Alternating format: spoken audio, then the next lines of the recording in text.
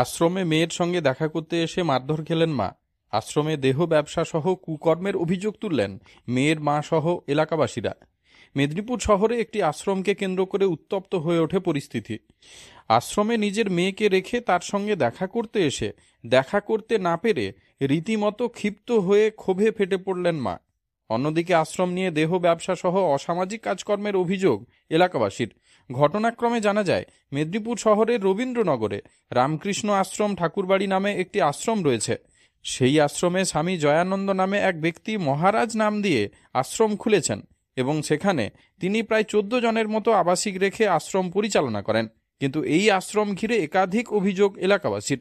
অভিযোগ, কিছু বলতে গেলেই বা অভিযোগ জানাতে গেলে তাদের বিরুদ্ধে দেওয়া হয় একাধিক মামলা, মোকদ্দমা ও সেই সঙ্গে পুলিশের ভয়। মেয়ের মায়ের অভিযোগ, তিনি তার মেয়েকে আশ্রমে দিয়েছিলেন ছোটবেলায়। এরপর মাঝখানে তিনি মেয়েকে বাড়ি নিয়ে যান।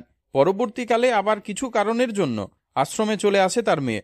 এরপর মাঝে কেটে গেছে বছর 2-3, কিন্তু এরপর যখনই তিনি মেয়ের সঙ্গে দেখা করতে আসেন, কিছুতেই তাকে দেখা করতে দেওয়া হয় না বলে অভিযোগ। তিনি এ নিয়ে বহু জায়গায় অভিযোগও জানিয়েছেন, কিন্তু তাতেও কিছু ফল হয়নি। এদিন এ নিয়ে ক্ষোভ উগরে দেন তিনি।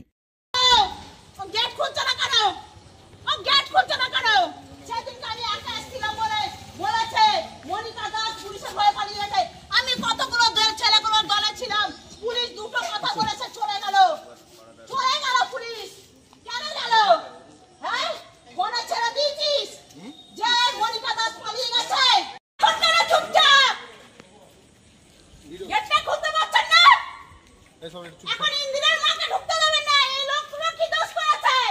এই লোকের কে আছে ওখানে আশ্রমে? হ্যাঁ, দেখুন আপনারা কোতোয়ালি থানার পুলিশ, দেখুন কি বলে থানা, দেখুন এবার কই আসছে না তো, এতক্ষণ সময় হয়ে গেল। ব্যাপারটা কি? চুপ হয়ে গেছেন কেন? সকাল থেকে 12টা থেকে দাঁড়িয়ে আছি। সমস্যা হলো আমার মেয়েকে ঢুকতে দিচ্ছে না, আমার মেয়েকে আমাকে ভেতরে ঢুকতে দিচ্ছে না, আমার মেয়েকে দেখতে দিচ্ছে না, আমার মেয়েকে একদম শিখিয়ে রেখে দিচ্ছে ওষুধ খাইয়ে। না, আমি স্বেচ্ছায় পাঠাইনি। আমার মেয়েকে ব্রেন ওয়াশ করে নিয়ে এসছে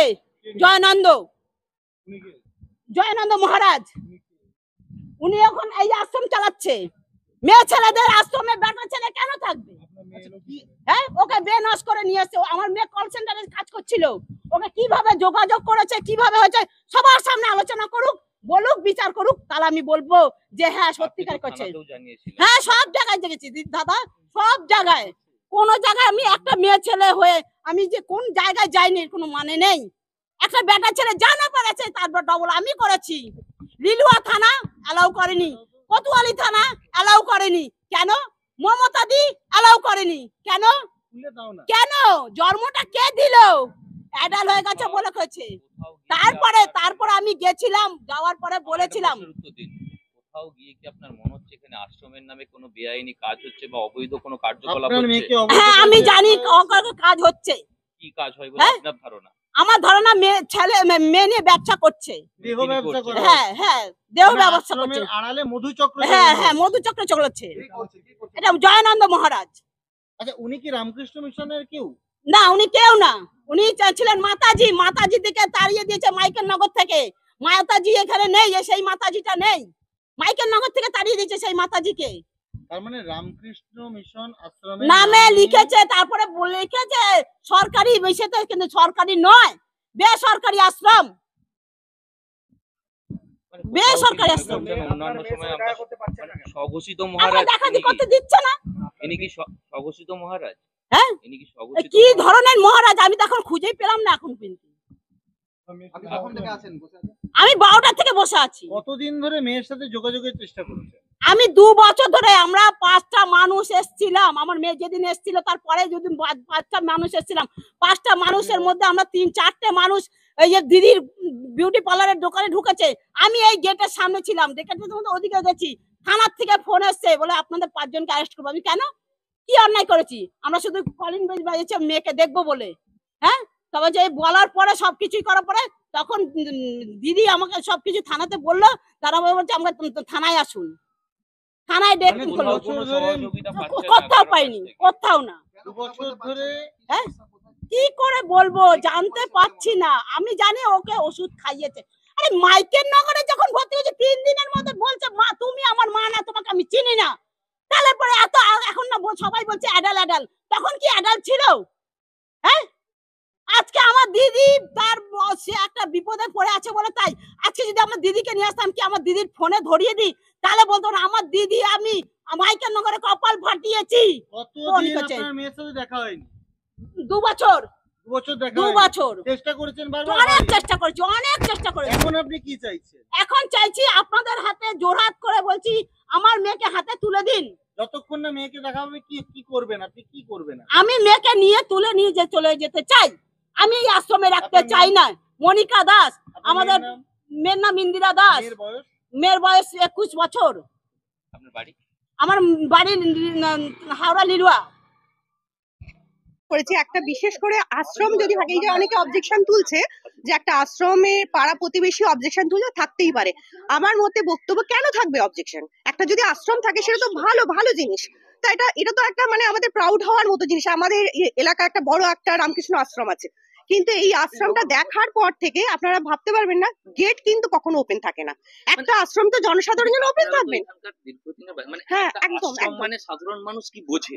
সাধারণ মানুষ বোঝে যে গেটটা একটা টাইম অনুযায়ী থাকবে। বেলুন মাঠে কিরম থাকে, টাইম সকালে খোলা থাকবে, দুপুরবেলা ঠাকুরের বিশ্রামের সময় বন্ধ থাকবে। যে কোনো জিনিস, যে কোনো আপনি যদি শ্মশানকালী ওখানে মায়ের কাছে যাই সেখানেও তাই।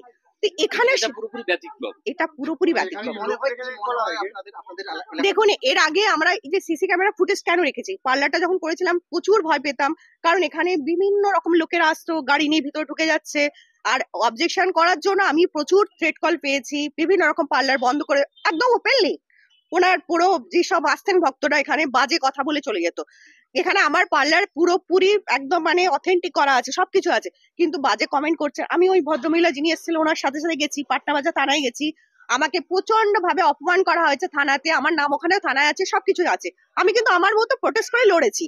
তো আমরা যেটা দেখতাম রাত্রেবেলা ভোরবেলার দিকে গাড়ি আসছে, বড় একটা গাড়ি চলে এলো 3:30 4টার সময়, মেয়েগুলো কান্নাকাটি করছে, মেয়েগুলোকে তুলে নিয়ে চলে যাচ্ছে। আজ থেকে ধরুন 5 বছর 6 বছর আগের ঘটনা বলছি, তুলে নিয়ে চলে গেল, আবার 2-3 ঘন্টা পরে ওদেরকে রেখে দিয়ে চলে যাচ্ছে। তো কোথায় যাচ্ছে ভোরবেলা, কোন সেবার কাজে যাচ্ছে?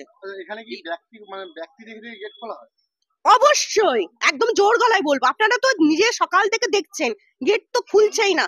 আমরাও যদি এখন বেল বাজাই খুলবে না। আর যদি যে টাইমিংটা আছে, যদি সেই টাইমটা গেটটা খোলা হয়, শুধু ওনার চেনাশোনা থাকবে, ফোন করবে, পারমিশন হবে, গেটটা ফুট করে খোলা হয়ে যাবে। আমরা তো আজকেও সন্ধ্যেবেলা দেখলাম। আমরা চাইছি যদি এটা বলি যে ঠিক আছে, যদি মনে হয় খুবই উনি ভদ্রভাবে কাজ করছে, তাহলে জনসাধারণের জন্য দরজাটা খোলা হোক, ওপেনলি খোলা হোক, ঠিক আছে? তাহলে সকাল থেকে খোলা থাকবে, সমস্ত সব অল ওভার প্রতিটা আমরা সবাই যাতায়াত করে ভিতরে ঢুকবো, আবার ওনার টাইম মতো বন্ধ হবে, আমরা তাহলে দেখতে পারবো কোথায় ঠাকুর আছে কি আছে। শুধু পার্টিকুলার কিছু পার্সনের জন্য হবে না, আমাদের জন্য ঠাকুর আছে ভেতরে, কিচ্ছু আমাদের ঢুকতেই দেয়নি, তো পারমিশন নেই তো। পাশাপাশি লোকের ঢোকার পারমিশন নেই। থ্রেট যে হারে আমরা থ্রেট পেয়েছি না, আমরা যে হারে থ্রেট আমাদের পাই, যে হারে আমরা ভয় পাইনি। আমরা সব জায়গায় গেছি, কোতোয়ালি থানায় গেছি, পাটনাবাজার, আমার ওখানে প্রত্যেকে আমার নাম আছে, থানায় নাম উঠেছে, সব জায়গায় প্রোটেস্ট করেছি। নিশ্চয়ই একটা মেয়ে হিসাবে এতগুলো মেয়েকে দেখছি, আর মেয়েগুলোকে পুরো রোবট, প্রত্যেকটা রোবট। কি নাম? আমার নাম তুলিকা। একটা আশ্রম, ঠাকুরবাড়ি আশ্রমের নামে, মানে নামটাই শুধু ঠাকুরবাড়ি আশ্রম দেওয়া হয়েছে, কিন্তু আশ্রমে কোনো কার্যকলাপ হয় না। এবং সব সময় কোনো ভিজিটিং আওয়ার্সে যে লেখাগুলো আপনারা আছেন দেখলে, আপনারা তো সবাই মানে রিপোর্টার, যথেষ্ট আপনারা সম্মানের, তাহলে আপনাদেরকে তো অ্যাটলিস্ট অ্যালাউ করা উচিত ছিল।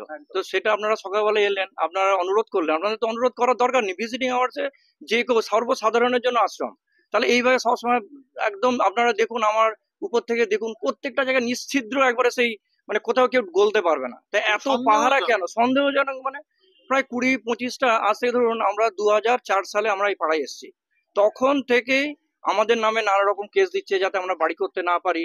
এই যে আমাদের কুমারাজদা আছে ওই আশ্রমের ঠিক পাশে, না এখানে যে মহিলাদের রাখা হয় তাদেরকে দিয়ে কি করানো? ওদের কিচ্ছু, ওরা পড়াশোনাও করায় না, কিচ্ছু করায় না।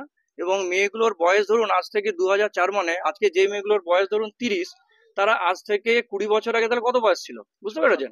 হ্যাঁ, 6 বছর, 7 বছর, 8 বছর, 10 বছর, এরপর আস্তে আস্তে বড় হয়েছে। কোনো মধুচক্রের আসলে আমাদের পাড়ার প্রত্যেকেরই একদম আমাদের মানে আমরা এটা নিয়ে আমরা এসপি সাহেব, ডিএম সাহেব, এসডিও সাহেব সবার কাছে আমরা মানে স্বাক্ষর নিয়ে আমরা সবাই ডেপুটেশন দিয়েছি, বারবার থানায় গেছি। এবং উল্টে আমরা কি করছি, আমরা যে এই সমস্ত অন্যায় যেগুলো হচ্ছে, যেগুলো আমাদের চোখে পড়ছে, এটা তো সাসপিসিয়াস ব্যাপার। একটা আশ্রম পাশাপাশি আপনারা আমরা অভিযোগটা থাকলে কি জানি আমরা অভিযোগটা এটাই জানাচ্ছি যে সমস্ত রকম এমন, এই দেখুন রাত্রেবেলায় এই যে গেটটা বড় আছে না, রাত্রেবেলা একটা বড় গাড়ি আসছে সোজা ঢুকে যাচ্ছে। তাহলে এটা কি হতে পারে? এটা কি রাত্রেবেলা তো রাত্রি 9টা 8:55 পরে তো ভিজিটিং আওয়ার্স নেই। একজন এসেছিলেন, তিনি বলছেন মহিলাদেরকে রাখা হচ্ছে, সেই মহিলাদের রেখে আশ্রমের আড়ালে দেহ ব্যবসা হচ্ছে। ওইটাই একদম একদম আমরা একদম সেটাই আমরা, এবং সেই নিয়েই আমরা আপনারা কি মনে আমরা মনে করছি এটাই চলছে, মধুচক্রই চলছে। এবং 20-25টা একদম ইয়াং মেয়েরা সবাই আছে, আর একজন শুধু পুরুষ যে নিজেকে, ওনার অ্যাকচুয়ালি অরিজিনাল নাম হচ্ছে জয়ন্ত পাড়ুই। উনি, ওনার বাড়ি হচ্ছে ওই চণ্ডীপুর রিয়াপাড়াতে। এবং ওইখানে যে চণ্ডীপুরে যে আশ্রম আছে, আমি নিজে ব্যক্তিগতভাবে আমি ওই আশ্রমে মানে যে মহারাজ আছেন ওনার সাথে দেখা করতে গেছিলাম। তখন ওনার নাম শুনে বলে, আরে বাবা এটা সাংঘাতিক ডেঞ্জারাস জিনিস তোমার কাছে কি চলে গেছে। ওনার অরিজিনাল নাম হচ্ছে জয়ন্ত পাড়ুই। ইনি কি কোনোভাবে আশ্রমের সাথে যুক্ত?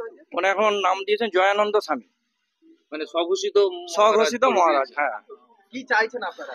আমরা চাইছি এইটার বিহিত হোক। এই যে মেয়েগুলোকে আটকে রেখেছে, এবং আমাদের যেটা দেখে বুঝতে পারি যে যখন ওরা চাঁদা তুলতে যায় কিংবা কোনো প্রোগ্রামের সময় ওরা বেরোয়, মানে রোবটের মতো যায়, রোবটের মতো আসে, বুঝতে পেরেছেন? মানে সেটাও একটা বলা। আপনার নামটা? আমার নাম সজল ঘোষ। ভারত সরকারের এনসিভিটি ও পশ্চিমবঙ্গ সরকারের WBSCVT অ্যান্ড DIT অনুমোদিত 10 গ্রাম অনুরণ প্রাইভেট ITI। আপনি কি কারিগরি শিক্ষায় বিশেষ প্রশিক্ষণ নিতে চান? কারিগরি শিক্ষার একমাত্র বিশ্বস্ত প্রতিষ্ঠান 10 গ্রাম অনুরণ প্রাইভেট ITI, 10 গ্রাম, সবং, পশ্চিম মেদিনীপুর। আমাদের এখানে ইলেকট্রিশিয়ান, ফিটার, সার্ভেয়ার এবং হেলথ স্যানিটারি ইন্সপেক্টরের কোর্স যত্ন সহকারে করানো হয়। ভর্তি চলছে। ভর্তি হতে আজই আসুন আমাদের 10 গ্রাম অনুরণ ITI-তে। মাত্র 2 বছরে ইলেকট্রিশিয়ান, ফিটার, সার্ভেয়ার এবং 1 বছরে হেলথ স্যানিটারি ইন্সপেক্টর কোর্স করানো হয়। এখানে প্রশিক্ষণ শেষে পেয়ে যাবেন 100% জব গ্যারান্টি।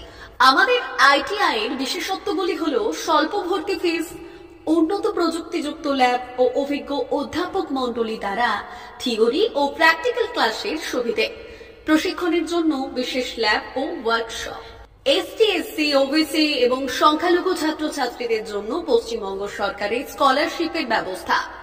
সার্ভেয়ার কোর্সের সাথে অটোকেট করানো হয়। অত্যাধুনিক শীততাপ নিয়ন্ত্রিত কম্পিউটার ল্যাব ও প্রজেক্টরের মাধ্যমে ক্লাসের সুবিধে। তবে আর দেরি কেন? আজই ভর্তি হতে চলে আসুন 10 গ্রাম অনুরণ প্রাইভেট ITI-তে। আমাদের ঠিকানা 10 গ্রাম, সবং, পশ্চিম মেদিনীপুর। যোগাযোগ নম্বর 9547221516 অথবা 9832728877।